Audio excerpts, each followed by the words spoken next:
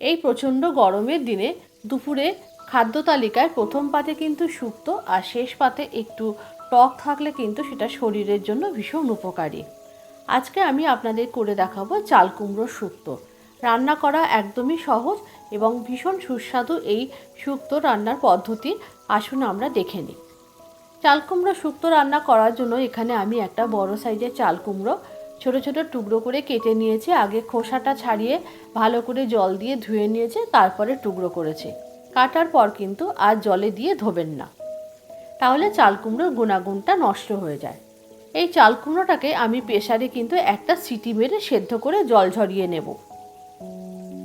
আর চাল কুমড়ো শুক্তো রান্না করার জন্য আমি এখানে 4টে দিয়ে নিয়েছি উচ্ছে, সেটাকে টুকরো করে কেটে নিয়েছি কিছুটা পরিমাণ লিকুইড দুধ আর একটু আদা বাটা।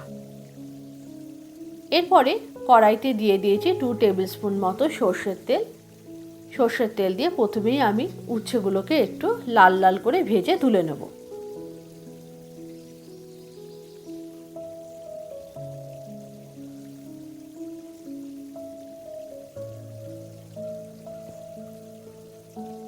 উচ্ছেগুলোকে একটু লাল লাল করে ভেজে না নিলে শুক্তোটা ভীষণই তেতো হবে, আবার খুব বেশি কড়া করে ভাজারও দরকার নেই উচ্ছেগুলোকে।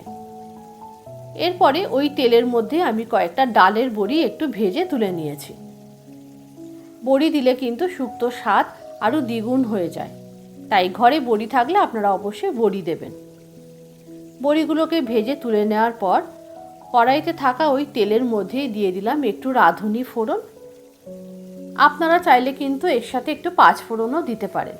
তো রাঁধুনি ফোড়নের দিয়ে রান্না করা শুক্তো কিন্তু একটা সুন্দর একটা আলাদা গন্ধ আসে, সেই জন্য আমি এখানে রাঁধুনি ফোড়ন দিয়েছি। এরপরে দিয়ে দিয়েছি সিদ্ধ করে জল ঝরানো চাল কুমড়োটা, একই সাথে দিয়ে দিয়েছি ভেজে রাখা উচ্ছে এবং বড়িটা। কেননা এই রান্নাটা যেহেতু চাল কুমড়োটা সেদ্ধ করা, রান্নাটা কিন্তু হতে বেশিক্ষণ সময় লাগবে না, তাই প্রথম থেকে আমি উচ্ছে আর বড়িটা দিয়ে দিয়েছি। আর দিয়ে দিয়েছি যে আদাটা বেটে রেখেছিলাম সেই আদাটা, এখানে 1 টিস্পুন আদা দিয়েছি। আর দিয়ে দিয়েছি 1 টিস্পুন মৌরি গুঁড়ো, আপনারা চাইলে মৌরি বেটেও দিতে পারেন।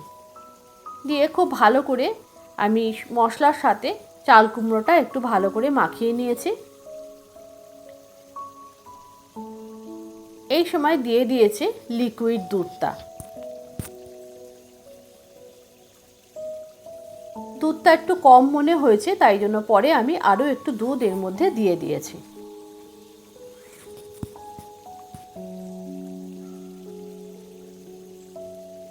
এই সময় দিয়ে দিয়েছি স্বাদ অনুযায়ী লবণ এবং একটু চিনি। চিনিটা আপনারা আপনাদের পছন্দ মতো দিবেন, যেমন খান। দিয়ে দেওয়ার পর এবার শুক্তোটাকে খুব ভালো করে রান্না হতে দেব। শুক্তোর জলটা প্রায় শুকিয়ে গেছে। এই সময় নামানোর আগে আমি দিয়ে দিয়েছি 2 টিস্পুন মতো ঘি। এই শুক্তোটা রান্না করা একদমই সহজ এবং খুব কম উপকরণে কিন্তু এই শুক্তোটা রান্না করা যায়। শুক্তোটা রান্না করা আমার একদমই রেডি। এবার শুক্তোটাকে আমি একটা বোলের মধ্যে তুলে নিয়েছি। আপনারা অবশ্যই বাড়িতে এই শুক্তোটা ট্রাই করবেন। চাল কুমড়ো দিয়ে এই শুক্তো কিন্তু খেতে ভীষণ সুস্বাদু হয়। আপনারা কিন্তু লাউ দিয়েও এই শুক্তো রান্না করতে পারেন, সেটাও কিন্তু খেতে ভালো হয়। এবং এই শুক্তোটা এই পদ্ধতিতে কিন্তু পেঁপে দিয়েও রান্না করা যায়। আজকের রেসিপি আপনাদের কেমন লাগলো অবশ্যই একটু কমেন্ট করে জানাবেন। আর যদি ভালো লেগে থাকে তাহলে একটু লাইক করে বন্ধুদের মধ্যে শেয়ার করে দেবেন। আর যদি ইউটিউব থেকে দেখে থাকেন একটু চ্যানেলটি সাবস্ক্রাইব করে দেওয়ার জন্য অনুরোধ রইল। আবারও দেখা হবে পরবর্তী ভিডিওতে আর একটা নতুন কোনো রেসিপির সাথে।